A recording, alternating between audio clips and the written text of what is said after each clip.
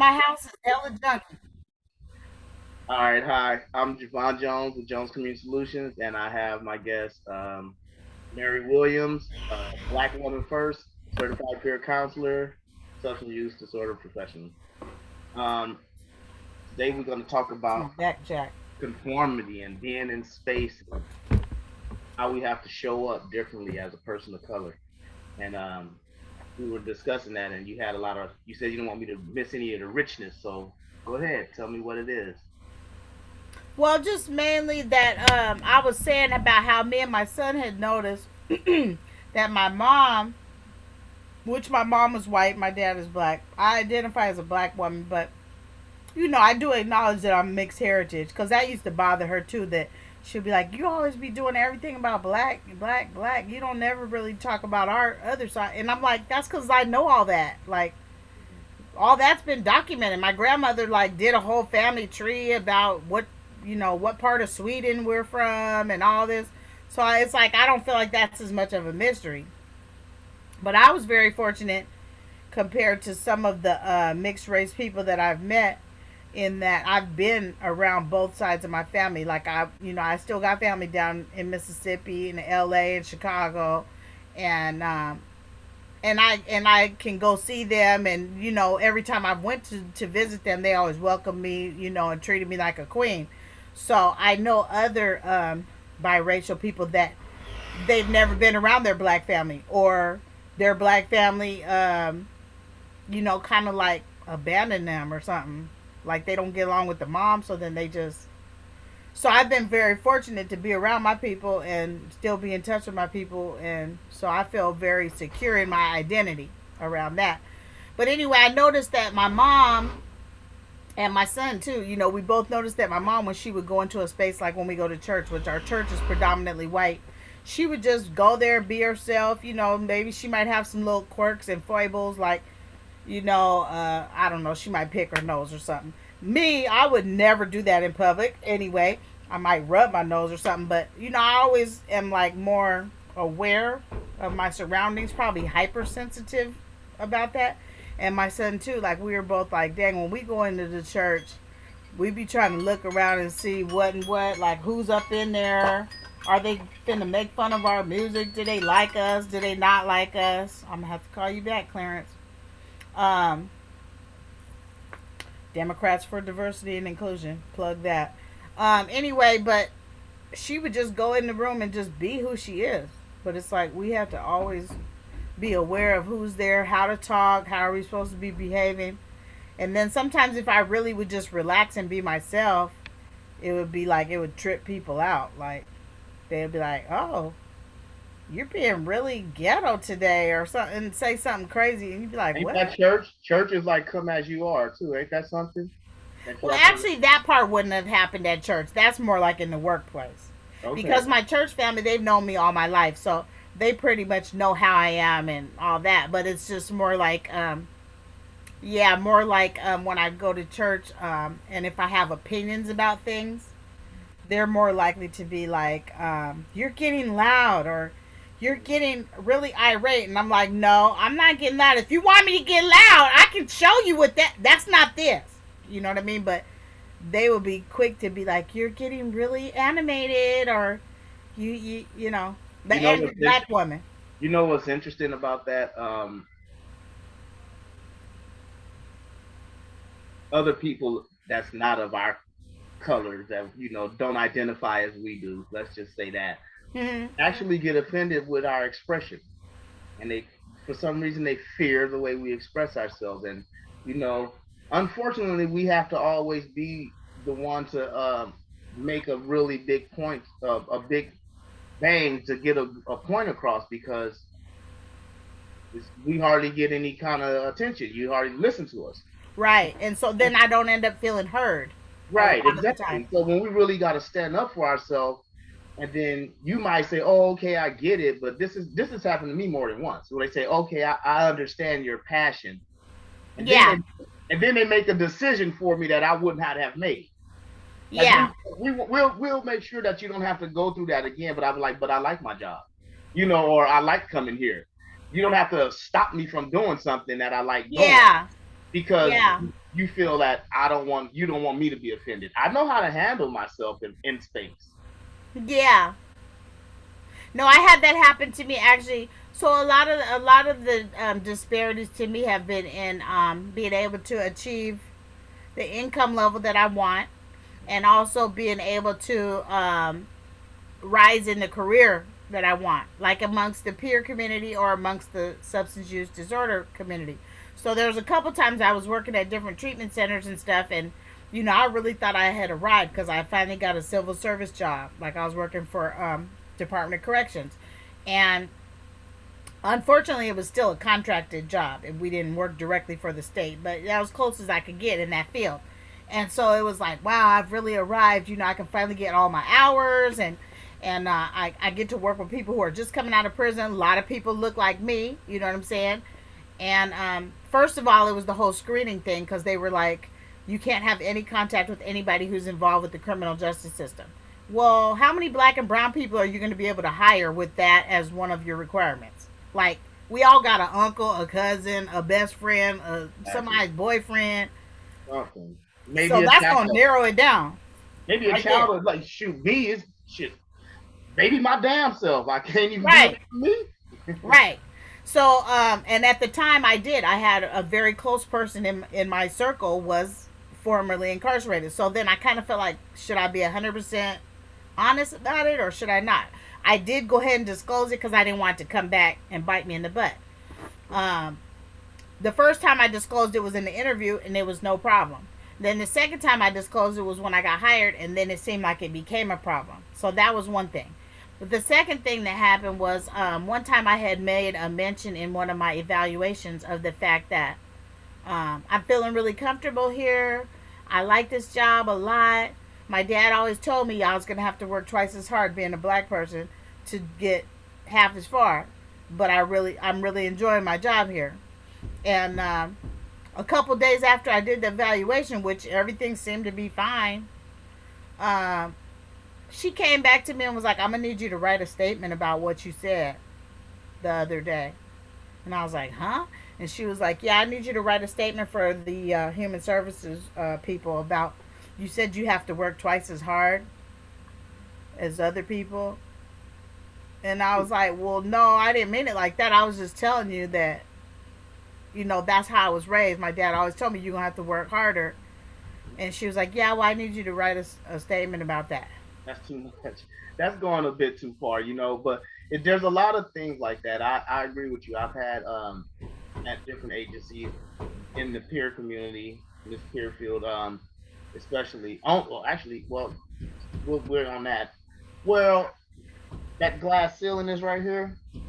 They hire you because you're so good, and then but you can only go so far. Yeah, You same know, thing. Like the whole time I was there, they were like, "You're the best counselor we have, and everybody looks up to you. You're so good with the clients." And it did keep me on my toes because you had to really know your stuff because you're dealing with people that are very sharp and really sensitive to somebody who's phony. And right, so you have to be very authentic and you have to really know your stuff because they're going to ask you things that's going to throw you off. So I really enjoyed it because it kept me on my toes, right? right. But at the same time, there was other coworkers that I could tell they felt like I was a threat, and ultimately I ended up getting fired out of there. Even though it was somebody who the whole time was like, "Oh, you're my best friend. I admire you so much." She was the first one that went and tried to say some stuff against me. Well, So yeah, that's happened in a lot of jobs for me. yeah. A lot of times I've actually been overqualified. I've had that term. But you hired me. Why did you hire me? Then to tell me that I was overqualified when you found a reason to let me go. There's no reason for you to try to let me go. Like I've quit jobs because I wasn't gonna just let them fire me over some stupid excuse. Like I'll just go ahead and walk up out the door. We're not doing Or business. have you ever had it where you feel like your supervisors feels like you're you're a threat or you're trying to take their job, and it's like I don't have no interest in doing your job. I'm happy where I'm at, but it's like you feel this like Yeah, intimidation there. yeah. I've had that several times as well because See, my thing is I've always tried to educate myself, even when I have a job. Mhm. I'm not only that, I'm gonna get a job in a field that I'm educated in. So I'm also gonna bring a lot of power with me. And me, when I go anywhere, I don't I usually get judged. Well, always I'm getting judged by my appearance alone. So I'm not trying to impress someone. But if I was to bring up my degrees and my education and how long I've been in this field and working with developmentally disabled and behavioral health, it's just I surpass everyone else. So, but I won't get that opportunity to even apply for those positions because they'll have barriers. They'll say, well, you have to have a certain type of degree, or you have to have just a background check alone wouldn't let me Yeah, wouldn't let me go so far in other jobs. I heard you say that yesterday about the background check, and I have had numerous jobs where they're like, you have to have a background check, or even dealing with my son's school. Yeah. You So the know, oh, well, irony, you gotta have a background check. the irony is that you want someone with lived experience. How can I put up and be relatable to your client base when I know everything they went through, but I'm not supposed to have a history of doing it. I can just tell Right, somebody what I watched it through a window. So right. there are these barriers that's in place, but it's very strange. I want you to be here because you're the best at something, and we'll applaud you the whole way. But when it's time for you to move up or ask for anything, you're gonna be either a threat to something or you had this, which is it's just my existence always feels like I'm always threatening somebody. I always have to say I don't want your job, even though I Yeah, feel that I can do it way better than you, or maybe I just wouldn't do it like you. yeah, just different. Yeah, Yeah, it's just different. But that doesn't mean I want your job. If I wanted your job, I'd apply for it. But I've actually never had the opportunity in this field to apply for a specific job. I was only offered certain positions, and it was never the ones that I actually could qualify for. It was like entry level, like mail, yeah, first floor mailroom job. You yeah. got And I keep getting that too. yeah, Like when people I'm didn't just start telling you. people right now, Yeah, I'm you're not gonna start unemployed. no more. You get like $17 an hour at the high end Yeah, start, and then they'll be like, yes, because you're such an excellent peer. I don't need that. That's gas money. I mean, you giving me crumbs while I'm watching y'all eat a whole pie, and I was in the same training room with you. right. That's happened to me numerous times. Actually, well, who else is gonna see this? We don't have to say no names, but everybody can see it if Well, I'm. there's been a couple people that I was in school with them, and they were already under me when I was in school with them. Like I'm up there talking about stuff in the class they have never even worked on yet, Right.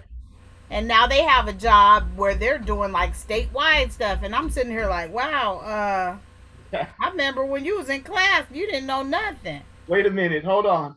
I have students that I have literally trained and ran into them at other organizations, and they were a program manager, and they Yeah, I were had that happen at students that DOC. I trained maybe a year or two prior. Yep, I had that happen at DOC. There was another person I was that was in training with me, and he happened to be a white male, and he Yeah, already was a program manager at his own site. And I was like, yeah. damn, we just graduated like 6 months ago, a Oh, yeah, year yeah, ago. yeah. And you was in a class with him. I actually trained this individual, and they ended up being a program manager.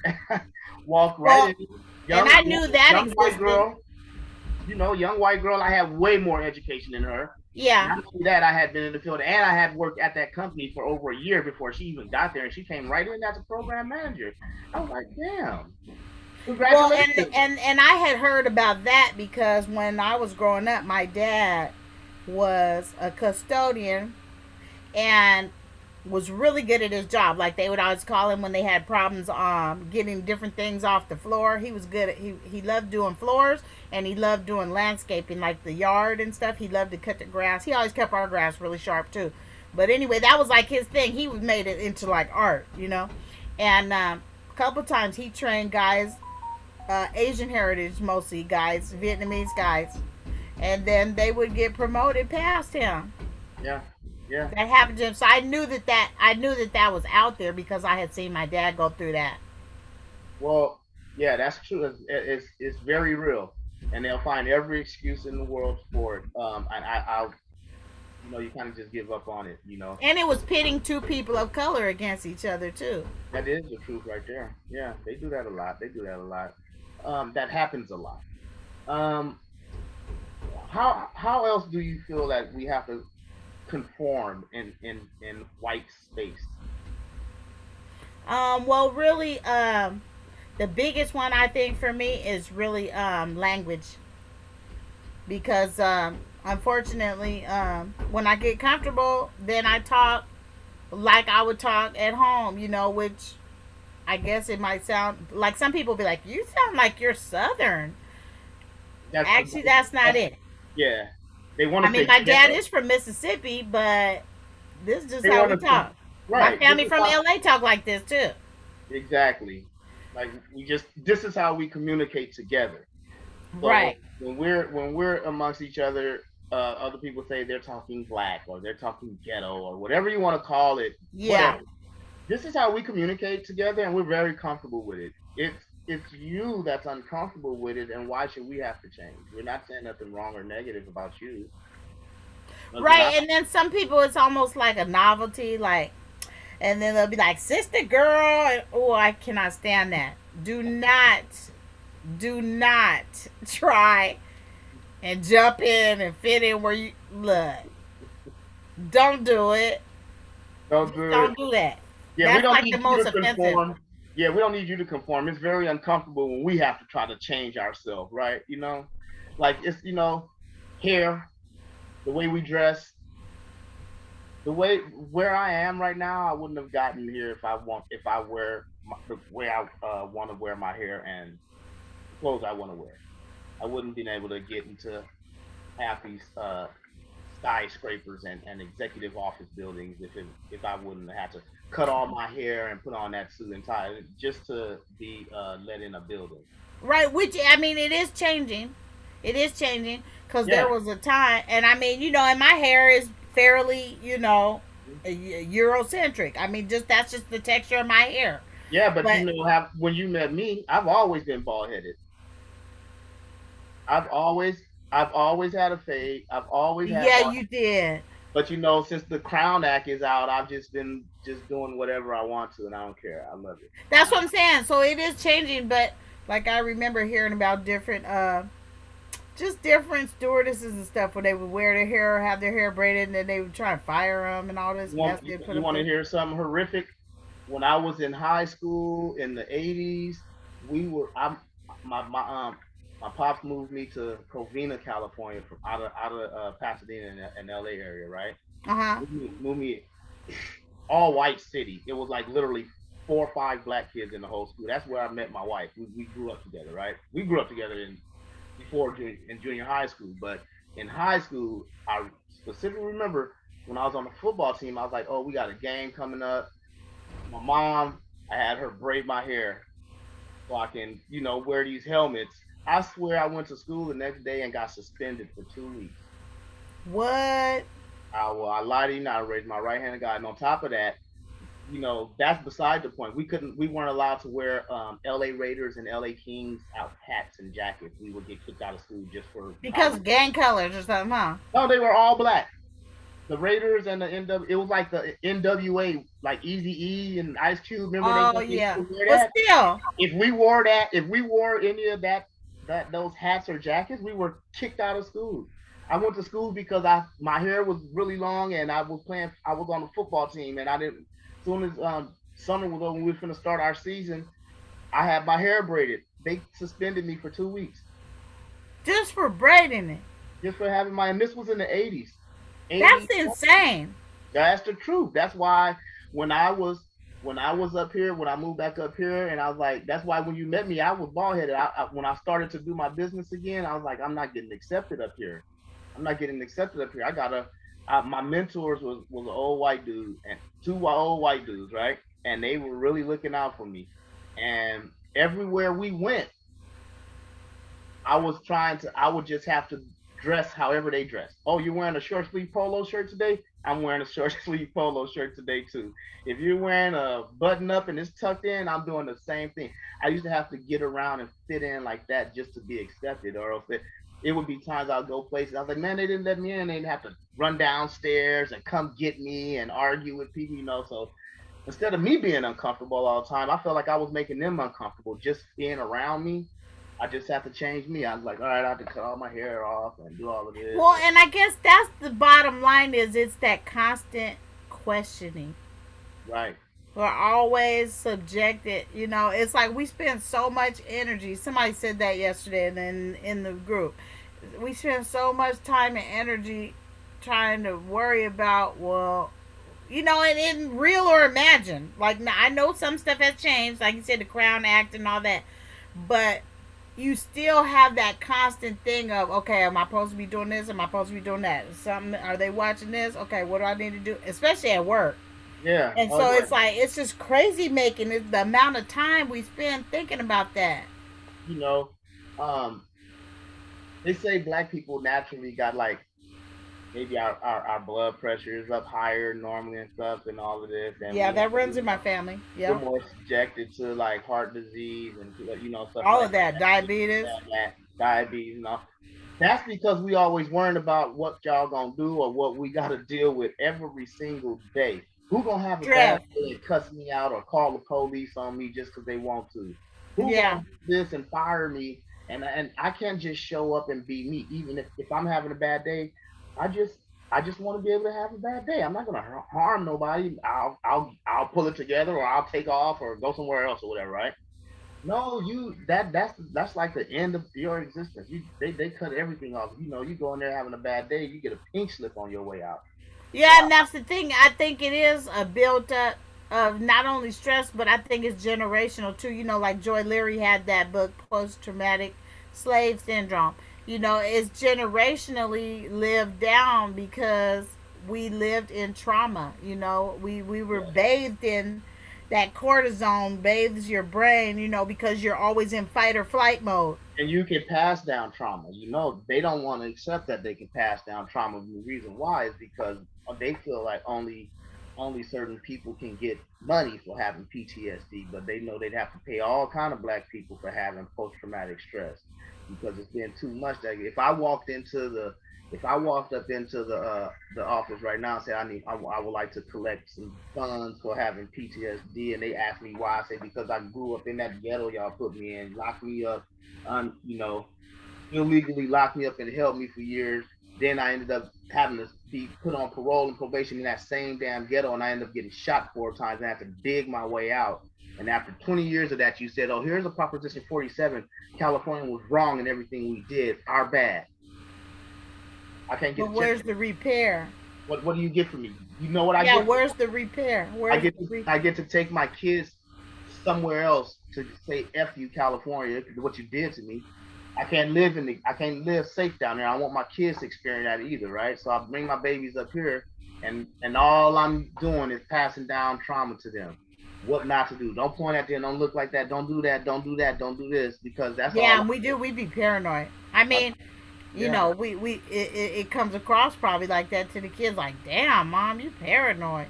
Yeah, yeah. And they were like, oh, it's not like that. Like people say, oh, my parents wasn't slave owners and you weren't a slave. I was like, well, you benefit from them slave owners, and I don't benefit from the slave because a lot of stuff was passed down on both sides. Y'all benefit Yeah, and then the privilege piece too. It's like there's just so much. It's just so much. from just challenging systems It's and a lot challenging to it. change. It's a lot to unpack.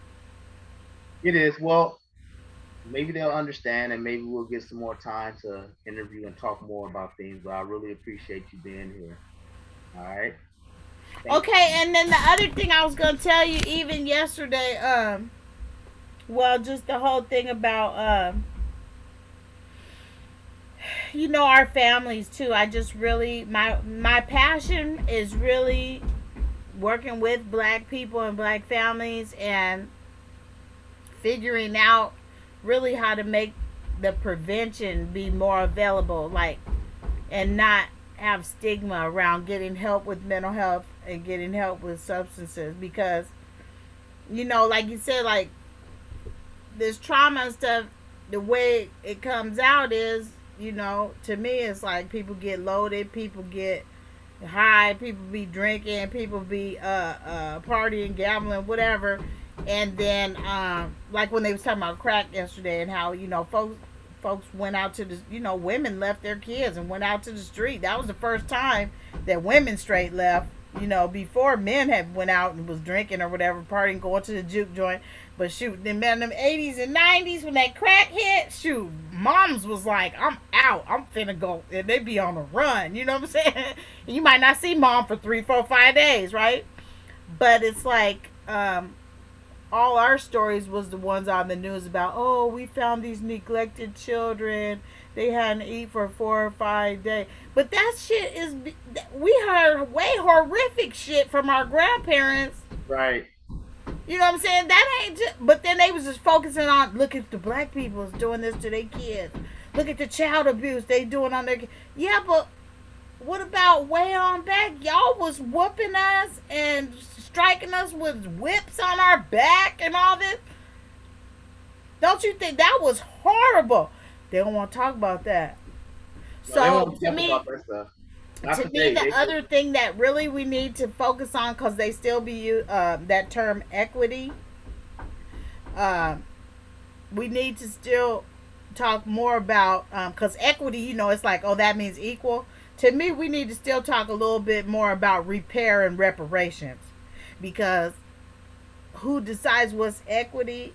That's the part where they always overturn all the discrimination laws and shit. Well, it's not equal because now you're making it where blacks are getting an advantage. Okay, well, skip that. We need to skip over equity and talk about repair and reparation.